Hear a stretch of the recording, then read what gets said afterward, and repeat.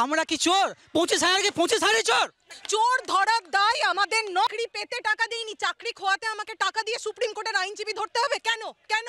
হাইকোর্টের রায়ের উপর স্থগিতাদেশের আবেদন এসএসসির, আর এই বিষয় নিয়ে আমরা বিস্তারিতভাবে জানবো। শ্রেয়সী গঙ্গোপাধ্যায় আমাদের অপর প্রতিনিধি টেলিফোন লাইনে রয়েছেন। শ্রেয়সী, কি খবর রয়েছে?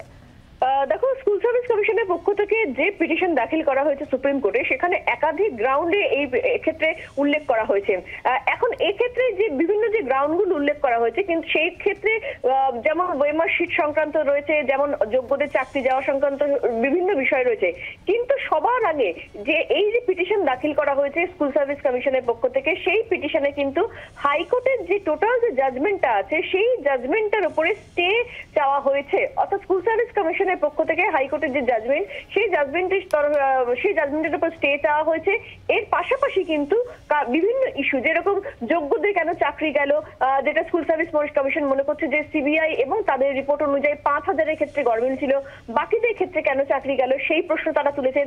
দ্বিতীয়ত যে প্রশ্ন বলছেন যে এক্ষেত্রে 23 লক্ষ ওয়েমার আপলোড করতে বলা হয়েছে, সেটা কিভাবে সম্ভব, কোন সার্ভারে এইভাবে 23 লক্ষ ওয়েমার আপলোড করা সম্ভব। দ্বিতীয়ত তারা বলছেন যে এক্ষেত্রে কোর্টের অর্ডারে পরবর্তীকালে যে মেয়াদ উত্তীর্ণ, প্যানেলে মেয়াদ উত্তীর্ণ হয়ে যাওয়ার পরেও একাধিক ব্যক্তি যাদের চাকরি হয়েছে, তাদের ক্ষেত্রে বলা হয়েছে যে তারা সুদ সমেত বেতন ফেরত দেবে। এক্ষেত্রে স্কুল সার্ভিস কমিশন বলছে যে কোর্টের অর্ডারে কিন্তু মেয়াদ শেষ হয়ে যাওয়ার পরেও কিন্তু বেশ একাধিক কেসে একাধিক ব্যক্তির চাকরি হয়েছে। তাহলে কোর্টের অর্ডারে যাদের চাকরি হয়েছে, তারাও কি সেক্ষেত্রে সুদ সমেত সেই টাকাটা ফেরত দেবে? এই ধরনের নানান প্রশ্ন তুলে তারা সুপ্রিম কোর্টের দ্বারস্থ হয়েছে। কিন্তু সবার আগে স্কুল সার্ভিস কমিশনের পক্ষ থেকে হাইকোর্টের যে অর্ডার, সেই অর্ডারের উপর স্টেজে পিটিশন করা হয়েছে। ধন্যবাদ শ্রেয়সার। এর মধ্যেই যারা এই হাইকোর্টের রায়ের পর যারা চাকরি হারিয়ে ফেললেন, তাদের আন্দোলন এবং তাদের পরবর্তীতে তারা পদক্ষেপ করবেন, এমনটাও তাদের মধ্যে অনেকেই বলছেন। তাদের তরফ থেকে ঠিক কি বলা হলো আমরা দেখব। আমরা আমাদের মতন করে চ্যালেঞ্জ করছি। আমরা কি চোর? 25,000 চোর। হ্যাঁ, চোর ধরার দায় আমাদের নয়। আপনারা ধরুন, আপনি চোর ধরতে পারেননি বলে অযোগ্যর গলা কেটে দেবেন কেন? অযোগ্যর গলাটা আপনি কেন কেটে দেবেন? চোর ধরতে পারেন? চাকরি পেতে টাকা দেইনি, চাকরি খোয়াতে আমাকে টাকা দিয়ে সুপ্রিম কোর্টের আইনজীবী ধরতে হবে কেন? কেন? কি করেছি আমরা? কি করেছি? 5 বছর থেকে একই। হ্যাঁ, প্রত্যেকটা মুহূর্তে আমাদের ডকুমেন্ট। যোগ্যদের হয়ে বলার কেন কেউ নেই?